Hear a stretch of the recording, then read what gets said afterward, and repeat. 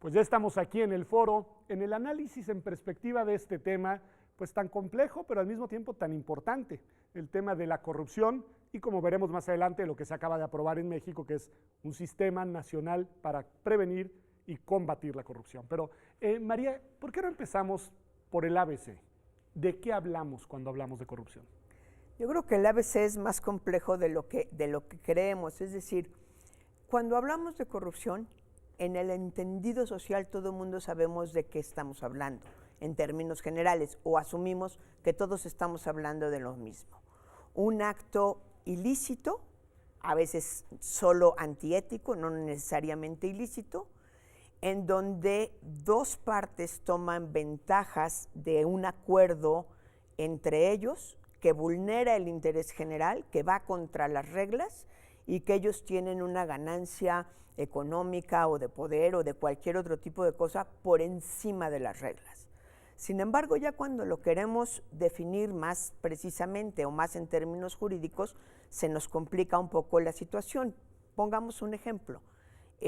Un contrato en donde hay una ganancia de las partes y por eso se asigna a una determinada compañía con una ganancia del servidor público, claramente estamos ante un problema de corrupción. Ahí no hay duda, pues. Es más difícil probarlo, pero no hay duda. Un robo, por ejemplo, de la caja de la administración, ya bien sea de una empresa pública o de una empresa privada o inclusive de un club social, ¿necesariamente es corrupción o necesita este elemento de colusión de dos partes y ganancia de estas dos partes? Creo que eso nos lleva a entender un poco la complejidad del tema. Además hay distintas maneras de corrupción, ¿no, Francisco? Es decir, hay distintas figuras ya en esta traducción que María muy bien advierte, ya jurídica, digamos, existe, digamos, una tipología muy distinta de fenómenos de corrupción. No sé si vale la pena que hagamos una reflexión en ese sentido, porque además nos ayuda a identificar otra variable, que es quiénes suelen ser los actores involucrados en los actos de corrupción, porque se suele mirar únicamente al servidor público, pero en realidad en los actos de corrupción suele estar presente también actores privados. ¿Qué podemos decir de esto, Francisco? Sí, con mucha frecuencia, como María decía, la corrupción implica un beneficio privado para uno de los dos agentes, ¿no? Y con frecuencia uno de estos agentes se desempeña en el sector público. Es muy frecuente que el otro se desempeñe en el sector privado. Cualquiera de los dos puede obtener un beneficio, ¿sí? O los dos, tanto el que está en el sector público como en el sector privado, personal para su familia o para su grupo de relaciones. Indiscutiblemente el tema de la corrupción de los poderes privados es escasamente estudiado, es un tema prácticamente nuevo. Nos hemos enfocado en los estudios, en la prensa, en la política, a tratar de atacar el tema de la corrupción política. Sin embargo, hemos descuidado el tema del otro lado, el tema de los grandes empresarios, de las grandes corporaciones, que en la medida en que se han hecho poderosas en los últimos 30 años, han impactado enormemente en el tema de la corrupción sin ser examinados. Yo creo que ese es un dato importantísimo, porque, es decir, cuando hablamos de corrupción solemos inmediatamente referir, desde el punto de vista, ya hablo del sentir general, digamos, el enojo ciudadano por el abuso por parte de los actores estatales de los recursos y bienes públicos. Pero en realidad, como dice Francisco, en este asunto suelen también tener una participación importante actores privados, pero también poderes privados, María. Y yo creo que esa es una de las tendencias de los grandes escándalos y fenómenos que hemos visto recientemente y que quizá vale la pena, digamos, si no referirlos en lo particular, sí hacer una reflexión general sobre por qué ahora en México cobró tanta fuerza el tema del combate a la corrupción. A ver, yo creo que antes del tema o de la fuerza del combate a la corrupción hay que entender y tratarnos de explicar por qué en un sistema democrático tiene tanta fuerza el discurso o es tan condenada la corrupción. Si partimos de un sistema o de una óptica pesimista, podríamos decir, y además se puede comprobar históricamente, en todas las sociedades siempre ha habido corrupción. Independientemente de cómo estén organizadas políticamente. Independientemente de cómo estén organizadas políticamente. ¿Por qué en la democracia es más visible y además nos irrita más, que creo que son dos fenómenos distintos. Curiosamente, la propia lógica de la democracia, donde hay apertura de información, donde ahora hay leyes de acceso a la información pública gubernamental, donde hay libertad de medios, te lleva a que los fenómenos de corrupción en general sean más visibles. No es que en los otros regímenes no los haya. Segundo, además de que son más conocidos, en una democracia, por definición, tú partes de dos principios que si no los cumples no hay democracia. La primera es la igualdad de todas las personas frente a la ley y su correlato, que es la eliminación de todos los privilegios. Y estábamos justo diciendo que un acto de corrupción genera un privilegio, rompe con el interés general y beneficia al servidor público y a su contraparte del ámbito privado o de cualquier otro lado. Entonces, ahí hay la naturaleza del sistema democrático tiende a ser mucho más... A evidenciar más los actos de corrupción y al mismo tiempo a generar... Y a rechazarlos más. Ahora, entonces, querría decir, además tú hacías una referencia interesante, Francisco, decir, en los últimos 30 años las cosas han cambiado. Esta reflexión que hace María nos llevaría, y te hago la pregunta, a pensar que quizá el fenómeno de la corrupción en México actual no es idéntico al que se vivía en el país hace 50 años. ¿Tú dirías que es así?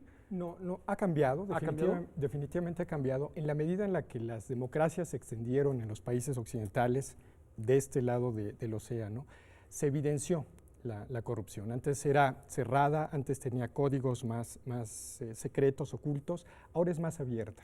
Quisiera agregar que todas las democracias tienen problemas de corrupción, sean democracias antiguas, sean democracias modernas, todas lo tienen. Y las nuestras, que son recientes, de dos décadas, desde luego los evidencian.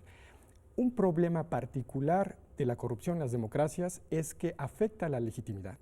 Es decir, ese es el gran problema, afecta el sentido de la legitimidad del gobierno, genera costos económicos muy elevados para los agentes, normalmente para los agentes públicos o los agentes privados, y genera una disminución del soporte al gobierno democrático. Esto es indiscutible. A ver, pero aquí me interesan mucho las tres piezas, pero sobre todo la primera y la tercera. Porque nos dices, genera crisis de legitimidad, ¿no? Y por el otro lado, pues, un desapego de la ciudadanía hacia el gobierno democrático.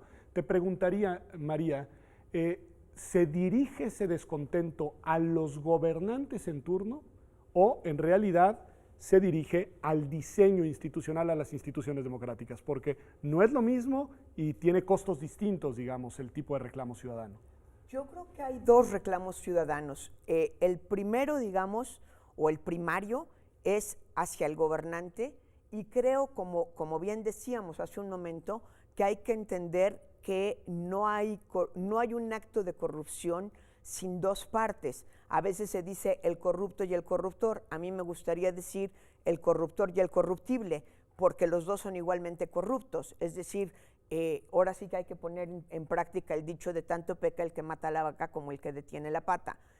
Necesariamente el primer foco está dado en el servidor público específico, la mayoría de las veces con nombre y apellido, y la presunción de todos los servidores públicos son corruptos, que bueno, eso es una generalidad verdadera, una generalización inaceptable, que por ¿no? No se sostiene y que es absolutamente, digamos, injusta con todos aquellos servidores públicos que no lo son. Y creo que a raíz de que ha venido cobrando espacio en los medios de comunicación, en las conversaciones cotidianas, en este repudio hacia la corrupción, empieza también a cuestionarse el sistema en general. Tenemos ahorita, creo que, un cuestionamiento muy fuerte, muy peligroso en México hacia los partidos políticos, que se está llevando de corbata al sistema de partidos. Es decir, no nos gustan los partidos que hay o todo el sistema de partidos, y creo que sucede un poco lo mismo. Es que el punto es importante, porque aquí te pregunto a ti, Francisco, en este traslado que hace María hacia el tema de los partidos políticos, es que creo que uno de los dramas en materia de corrupción que las últimas décadas evidenciaron es que pues se daba en los gobiernos o se da en los gobiernos de gobernados por todas las fuerzas políticas, es decir, no era cierto, como algunos sostenían, que se trataba de un vicio de un régimen asociado a un partido, sino en realidad ahí en donde llegaron al gobierno distintas fuerzas políticas, la corrupción siguió estando presente e incluso en algunos casos incrementó. ¿Cómo explicar esto? La democracia crea incentivos de competencia. Y estos incentivos, Pedro, de competencia genera que los actores políticos, en este caso los partidos políticos, busquen recursos de donde vengan, con mucha frecuencia.